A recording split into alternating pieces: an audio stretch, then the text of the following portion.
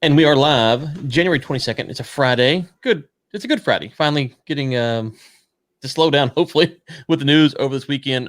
Ryan Ray alongside Chris Fenton. This is Feeding the Dragon. And also you can pick the show up on the podcast, wherever you find good podcast at. Chris, how are you doing this Friday? I'm doing great. I mean, we had a smooth-ish transition of power here in the United States of America. We have a new president, a new administration. Whether you voted for the guy or not, he's our president. We can only hope that somehow we unify a little bit better as a country, and we start to create the leverage to force changes and to conquer serious challenges that are facing this country right now. What we like to talk about is the China challenge. A unified nation is definitely going to be super important to do that. I think one of the things I tweeted out this morning that was a little depressing was the fact that Fox News and Fox Broadcasting had very, very low ratings. I think they were down 77% from the last inauguration coverage. Now, obviously, the last inauguration involved a Republican president coming in and that transition of power. So you could argue there's a lot more excitement from Fox viewers for that versus Joe Biden coming into power. But I will say that all the unity, all the speeches, all the pomp and circumstance of trying to bring this country back together again after a very difficult period, especially since June 6th, a lot of that might have just been a tree falling in the woods for half of the country because they weren't watching. So to me, that's a little disheartening, not because I'm taking one side or the other. I'm just saying, if we're going to start to address the issues that the CCP in China is challenging us with in regards to our hegemony, our leadership role in the world, our economy, our national security issues, et cetera, we're going to have to unify as a country. We just can't do this with half the team. Yeah, and if I can, Chris, real quick, on the War Room newsletter, next Thursday, I will be interviewing Sean Roberts, who has the book, The War on the Uyghurs, China's internal campaign against a Muslim minority. So I will tweet out a link for folks who watch this show to get a 14-day free trial, so you can listen to that interview for free if that's of interest to you.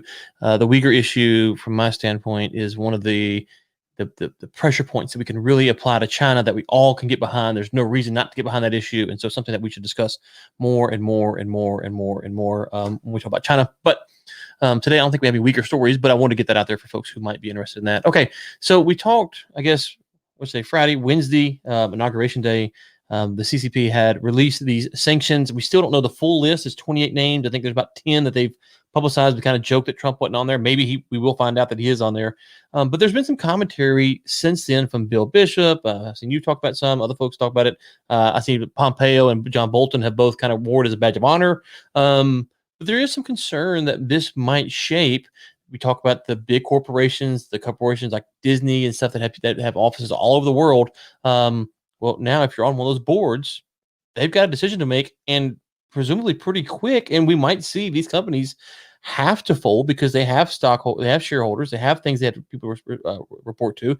They might have to get these Bolton types off their boards if they keep wanting to do business in China. Do you think it's going to come to that quickly, or is this something that's going to kind of maybe fizzle out over time? Well, a couple of things. One was on the final day or the last couple of days, Donald Trump overturned his own self-imposed rule of all his administrative staff and government workers of various levels from being able to work as a lobbyist for, I think, a period of 5 years after they leave whatever their position is in public service.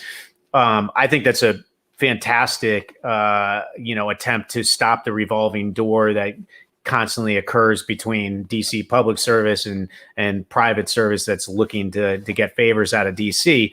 He overturned that, so now anybody can go straight into the private sector and work for lobbyists or whatever other sort of conflicting type of positions. That obviously brought to mind, that's one of the issues that we need to address in government. That's a big problem. There's all kinds of conflicts. It imposes the will of corporations and C-suites on the decisions made by the elected officials that we put into office, et cetera, et cetera.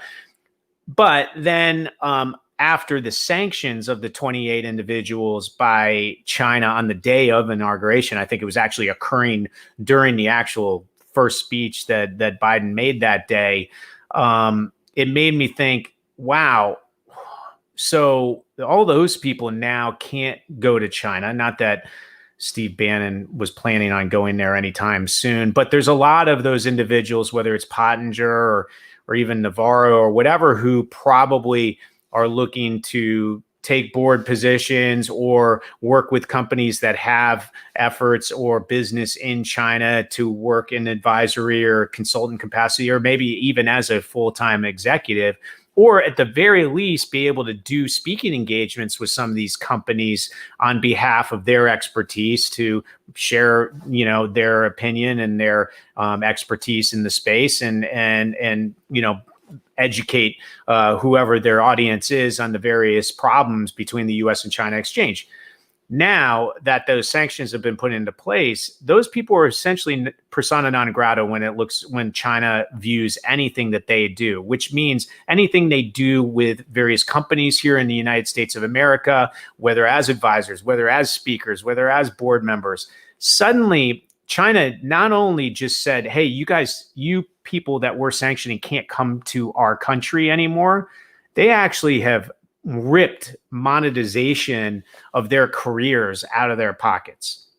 And that, to me, is a shot heard around the world. And in fact, Bill Bishop, who we cite a lot on this show, also has been talking about this. And when you think about the fact that most people, when they go into public service, are doing it for a certain amount of time. Like they want to give back to the country. They want to devote 4 or 8 years of their life to public service. And then they want to go back into the private sector because they don't want to make a career out of being a politician, which is another whole issue that I think we need to address as a country.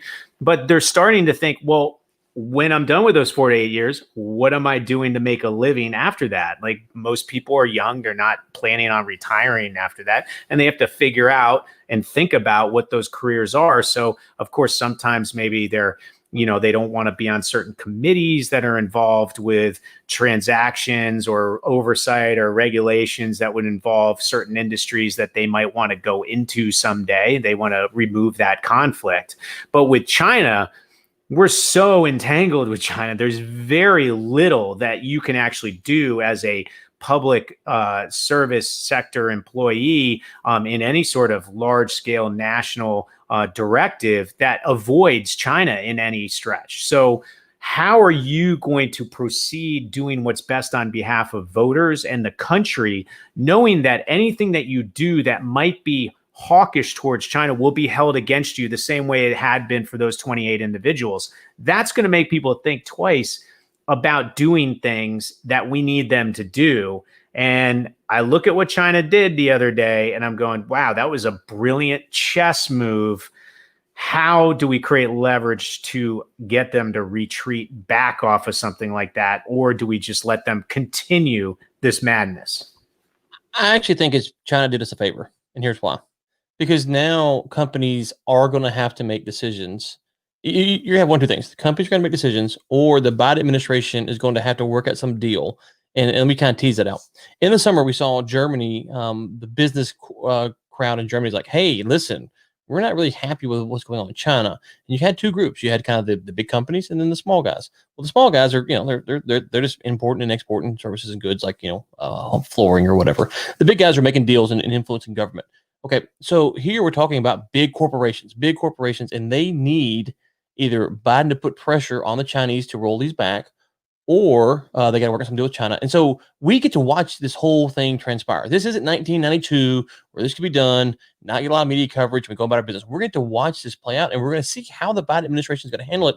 And we get to hold the companies accountable, because we can see if they're going to stand up and say, no, I'm not a fan of John Bolton, but John Bolton is on our board, and you know what? He's a valued member, and we're not going to bow down.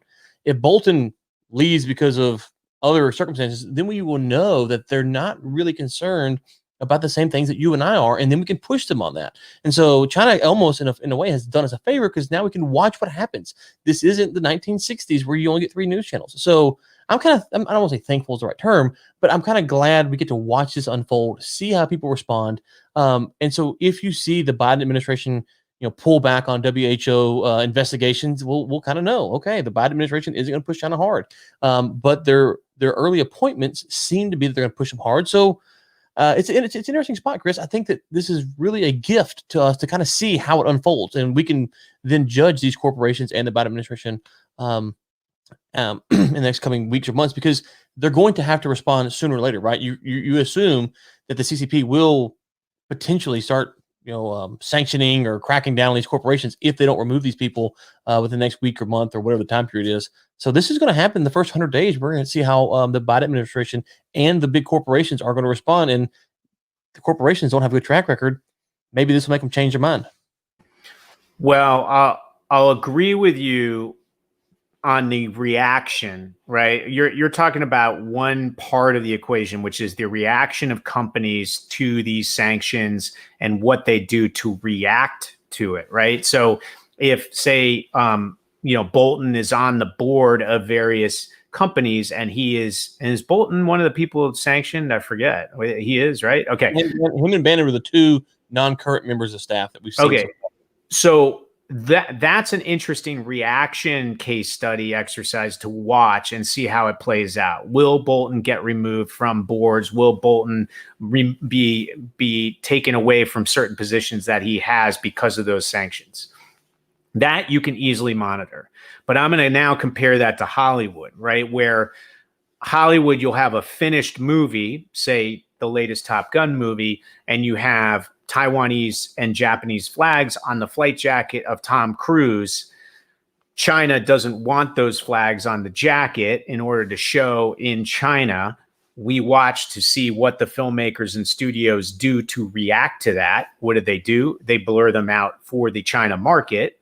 Then China says, well, we don't even want those flags on the movie in the jacket for the movie for the rest of the world to see. Then we get to see how the filmmakers in the studio respond to that directive. And yet again, they blur them out and take them off the jacket for the rest of the world. So we see reaction to CCP directives that are censorship both for the market there and censorship for the market overseas and in the United States. Both wrong, both terrible reactions to something we need to address and fix moving forward.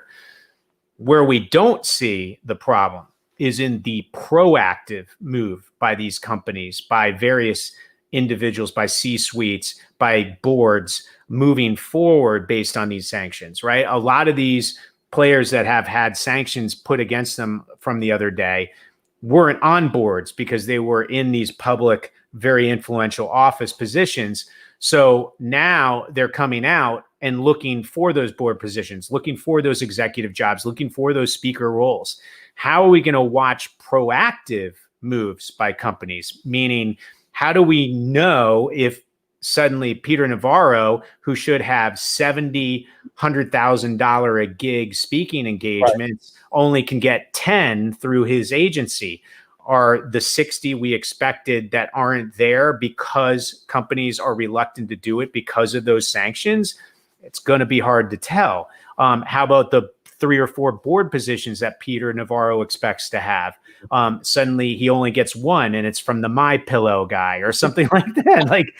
Like suddenly are you going, well, wait a minute, is there a reason that GE and Boeing and Nike didn't put him on the board? And by the way, some of those probably never put him on the board, but I'm just saying, like, how do you gauge the scoreboard with proactive moves by those companies? Because that is going to happen. And that's one of the most amazing parts about the chess moves that China plays. And I hate complimenting them on chess, because we can play chess too. And quite frankly, I think when we put our mind to it and we're unified and we know what we're doing and we're planned out, we play a better chess game than the Chinese do. But when the Chinese are playing their A game when it comes to chess, it's sometimes very difficult to know exactly what's retaliation and what's ambiguity in regards to retaliation, and what maybe isn't retaliation, but it seems like it could be. Like they're in that death by 1,000 cuts scenario where it's hard to see them actually come at you full force with a shotgun. And there's sometimes, like for instance, I brought up, many episodes ago, this crackdown in Hong Kong, where during the Mulan crisis, it just so happened the Hong Kong government decided to strip away the option deal that Disney had to expand its Hong Kong theme park in surrounding areas around the initial park area. That happened during the Mulan controversy. Is that because of the Mulan controversy? Is it because Disney responded in a way that the CCP wasn't happy with, and that's how they retaliated? Or was that just coincidence? It's hard to tell, because the CCP will never come out and simply say, oh, we're doing this because you did that. Like, it's always way more ambiguous than that. So here we have a proactive reaction to these sanctions that's going to be very, very difficult to monitor. And it's going to be in the back of everybody's head that's in government now, thinking they need to have a career down the road. And they're going to be operating knowing that that conflict exists, and it may inhibit them from doing the best job possible on behalf of the American people. Okay, you made a lot of good points there. So let me, I like the way you broke that out, the proactive. And so here's the thing for Pompeo. Let's just use Pompeo because he's probably the most outspoken, popular as far as following of the group. If Pompeo does not get on boards because of this, he can make a living by not getting on boards for China. And so if they want to use that as a tool to further their agenda to make money, speaking on to certain crowds and to publish certain books and to say certain things, he can actually leverage that to get on, so Boeing's like, hey, we can't put you on the board because this or whoever. And he can just go out and start blasting them for it and probably make maybe not same dollars, but can make a lot of dollars. So we're going to find out from that as well, because we know that some companies will, as you say, they just will say, sorry, Chris, now's not a good time for you. Maybe in a year or two, they won't list China or whatever, but Pompeo and some of those guys could make a case that they're being blackballed for this, and they will garner a lot of support, especially from the right wing, that, hey, whoa. And what I thought about was, while you're talking, is the NBA kind of was the first group to really take the brunt of, we want to talk about domestic, we don't want to talk international. This might open up that door, because the NBA is kind of still insulated on that. They try to ignore it. This might actually open up the door to where international companies can no longer say that we're going to ignore international things, because you have high-ranking former government officials who can start saying, I'm not getting board seats because this, and this. This is un-American. This is unfair. They don't care about you. And that message will resonate with Americans. And so you're right. It's hard to monitor 100%, but if these guys want to play it into a different sort of career, they have that opportunity. Whereas again, 30, 40 years ago, they didn't. So I think that there might be some potential there. What do you think about that? Well, I think, one of the problems is that it's going to fall onto the right side of the aisle, right? I mean, people are going to tune out on the left to what Peter Navarro is saying is inhibiting him from getting a board position or being an advisor, or getting speaking jobs or whatever it is. And that's not going to get us any closer to addressing the challenge, because like I said, I mean, we need to be unified on this front to go and cause China and the CCP to go into retreat, because quite frankly, they got 1.4 billion people, whether those 1.4 billion like it or not, they're all on the same page with the same party line.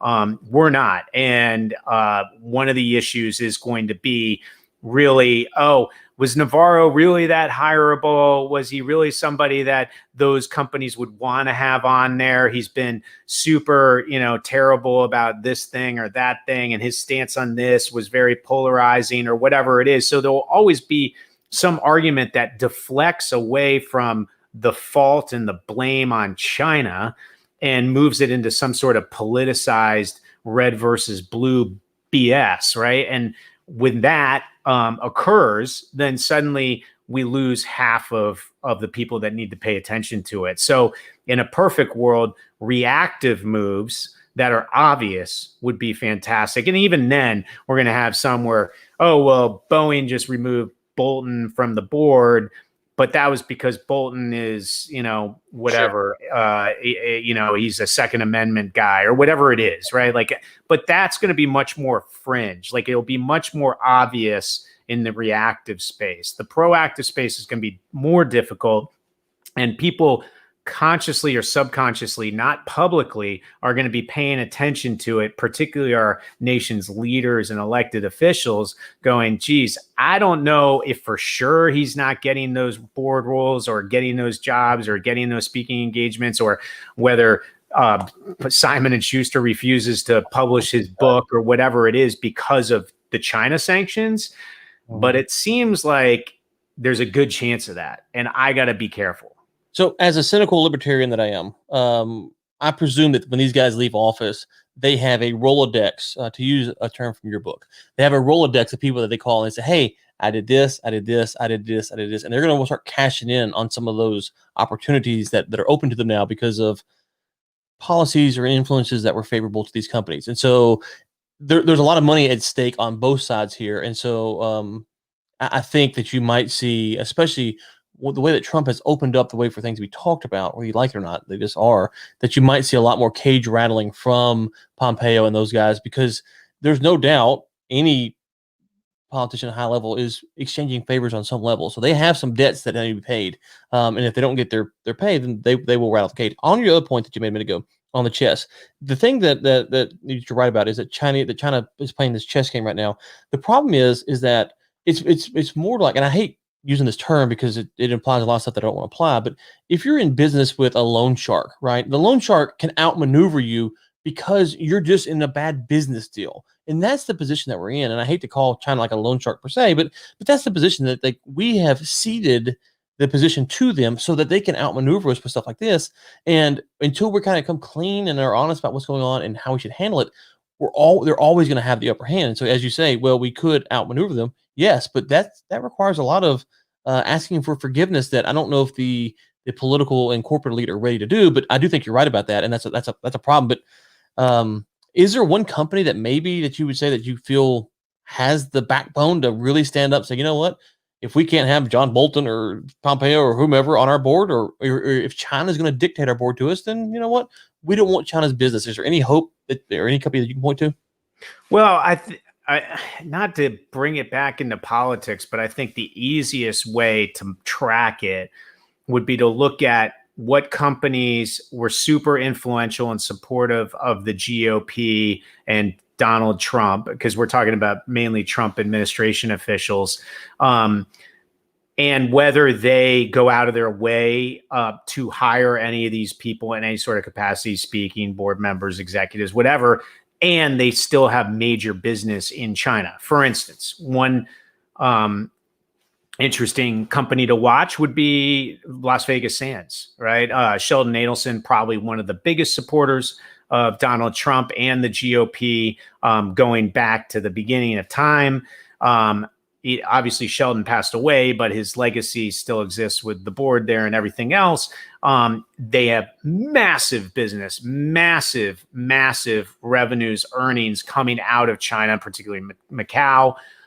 Do they go and hire one of these people that are sanctioned? I'm curious. That would be interesting to see. If that did happen, then I actually would argue that maybe if Sands can continue doing the business they do with that person in whatever capacity it is, maybe a lot of our worries and concerns are suddenly nullified with that single action. Another person I would recommend keeping an eye on is probably Steve Schwartzman, right? Massive hedge fund mogul titan, has been a huge fan and supporter of Trump and the GOP, and he has massive entanglement and business and influence and so much to gain off of the China market. Does he bring in somebody from that sanction list to work for him? And those are just two examples. There's probably hundreds, if not thousands, of companies where you could watch and go, oh, Trump supporter, GOP supporter, big business in China. They said, screw the sanctions. We love these people. We're going to hire one of them to do this or that or speak or whatever it is.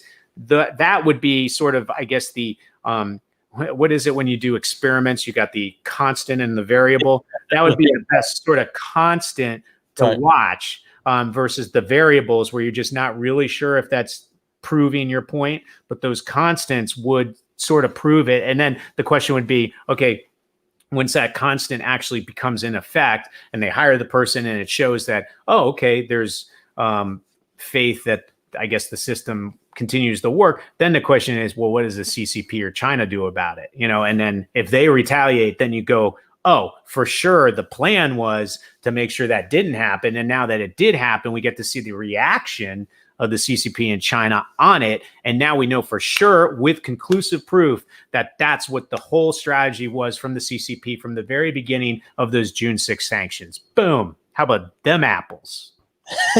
Okay. So I got one outsider here for you. And you will be familiar with these folks more than I am. Okay. Well, the UFC, because the UFC has been very ardent supporters, at least Donald Trump, not Donald Trump, Dana White, the president of the UFC, has been very ardent supporter of Donald Trump. He talks about how he helped him out and all this stuff. And they are owned by Endeavor, which was WMEING or whoever they were. I can't remember. Yeah, WMEING. So you kind of have it actually was. So I was a William Morris agency agent, and then William Morris agency was bought by William Morris agency bought Endeavor, but Ari Emanuel, who ran Endeavor, actually outsmarted William Morris and actually made it look like Endeavor bought it WMA. And now it's WME, William Morris Endeavor. Anyway, it's way inside baseball, but it's an interesting story in itself. But you have an organization like that, the UFC, who has their flyweight women's champion is Chinese. Okay. Dana White has been a very outspoken supporter of Trump. Now Trump's gone. We'll see how that plays out. But you have UFC fighters who are very much Colby Covington, Jorge Masvidal, very much outspoken Trump supporters. That's a spot where it's not a one-to-one we're talking about, but that's a spot when if they go to Macau or try to do a show in China, or will they blacklist certain UFC fighters in China? And so then you have kind of the Hollywood angle, you have the sports angle, all kind of mixed together, the Trump. And so that might be a spot where you see certain reactions that are certain sanctions that are drawn from China. And then you kind of have this hodgepodge of all kinds of people from walks of life. And you could see, Pompeo or Bolton or those guys getting behind the UFC, which would make it worse. So I think you might see some weird scenarios like that to where it doesn't really fit this. Well, this guy's on the board or this guy's on the board, but you have these corporations who have subsidiaries, and the subsidiaries aren't representative of the board of directors and stuff. And so you might get some odd stuff like that kind of exposes this a little bit more, and then you could see some of these guys trying to run and latch onto that. So I don't know, this kind of a off the wall thing. I'll comment on that. Well, number one is, and I should know this, is the UFC. Is that having Ryan? Don't give any ideas. Man United, good one. Is the UFC in Macau? Are they doing any fights there? I don't even know. They have. So let me see here. I can pull this up. UFC has a training center in China somewhere. Let's see here. They have they call it their in Shanghai. It's called their Performance Institute. And so I think it's built in Shanghai. It's 93,000 square foot facility. Because one of the issues with UFC and even the WWF, or the WWE, but the WWF, we were working with way back when, at least analyzing whether there was a real market there in China was it is sort of violent, and China had this policy that if they're going to move into the violent space of combat in rings or whatever, whether it's boxing or wrestling or UFC, they would want it to be about martial arts, right? Like about China-fied sort of fighting techniques. So it's interesting if UFC is in there, and I wonder if they try to showcase more of the martial arts aspect of UFC fighting and combat versus some of the full-blown fist fighting. But the other August of 2019, they did a show there in Shenzhen in August of 2019. And they have the Performance Enhancement Center. And so Dana White's very outspoken and says what he wants. And so this will be interesting to see how something like this plays out because, he's got ties to some of these guys who are banned. And so, movie ties. So you kind of have opposite ends of the spectrum. Yeah, well, one thing to note is that Trump wasn't sanctioned, and Dana's been vocal about his love for him. I don't know if I've ever seen Dana White say, I love Peter Navarro, or I love Matt Pottinger, or whoever, or Steve Bannon. I'm not sure if I've ever seen that. So he might be sort of in the clear there. And then I'm also curious, I've never really followed Dana White, but has he ever talked about the Uyghur atrocities? Did he ever come out and speak on behalf of the protesters in Hong Kong? I don't know. If he has, then that's interesting. Right. So here's Dana's. I haven't heard him on those specific issues. Here's his general policy: is he lets his fighters support whatever social issue that they want. So Black Lives Matter, Donald Trump.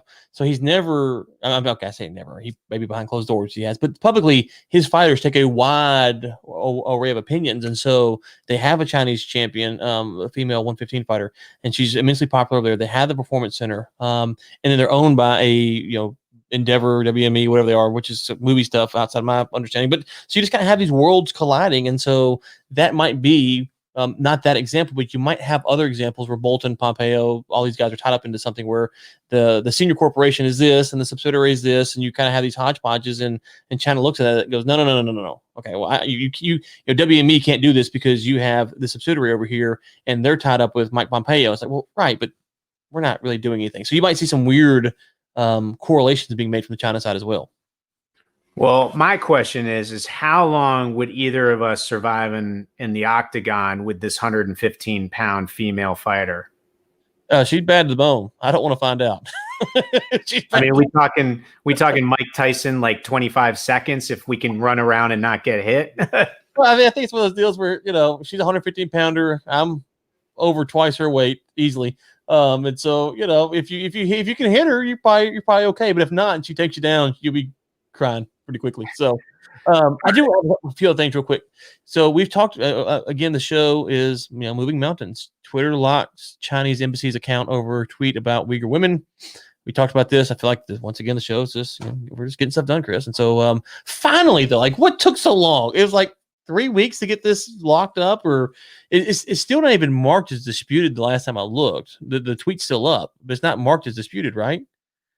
Yeah, well, I think what they did was they locked it as of January 8th. So it is weird that, I mean, well, why wouldn't you lock Donald Trump's, the day you shut him down? Like why? I'm not going to get into the politicization of what happened with Donald Trump and various others, but it did seem like, if you're going to take somebody off, you might as well take somebody off that's also creating all kinds of lies about atrocities that are happening in their own country with, quite frankly, millions of people. Those are still up there. And in fact, one of the ones that I tweeted about during a lot of that stuff a few weeks ago was this quote from, apparently a Uyghur who was saying, give us hard work and let us get our hands dirty. And that to me is what makes a man and makes us strong. I don't understand what forced labor is. We do it because we love it or something like that. I'm like, what the hell is this? How is that even allowed on Twitter? What are the standards? What? So right. Well, anyway. That the account's locked. So unless you follow these issues, you have no idea that it's locked. Unless it's marked somewhere else, we don't think it is. But here's my problem: is that there's nothing here. I mean, we've seen hundreds of tweets during our election talking about these claims are disputed, these claims are fraudulent. There's nothing there, and it's like, well, how is it? Let's see here. Nothing says the account's locked. So how is it that they can put this up and you don't mark it as disputed at least, but you're marking our own representatives as being disputed? To me, that's the hypocrisy, the double standard. And again, they don't have Twitter in China. It's not. It's not like the Chinese people were going to be mad. They wouldn't even know. No, I know. That's the crazy part. And by the way, and that's also another thing about Jack Dorsey too, which is Twitter's not in China.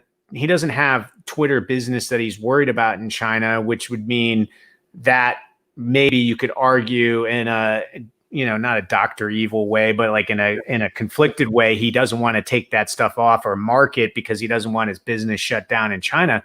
It's quite the opposite. He doesn't have Twitter business in China. So why isn't that off? I saw a report today, completely other country, Iran, but the Iranian supreme leader's Twitter feed is still up. And I'm sure there's all kinds of anti-Semitism and various other crazy stuff on that feed. I haven't paid attention to it, but I know people are very upset that that's still up. I mean, how do you leave some of this on social media for everybody to see without markings or without it being locked or without it being taken down? And then you're taking down all these other people. And you look at Parler, which, I've been on Parler. I've checked it out. I wanted to see what it's all about, and it's interesting. And yes, there's terrible stuff on there, but I've also seen terrible stuff on Facebook and Twitter and various other places. So, and then there's weird hippy dippy stuff on Parler too. There's all kinds of different people on there, but to just shut off everybody, right? Because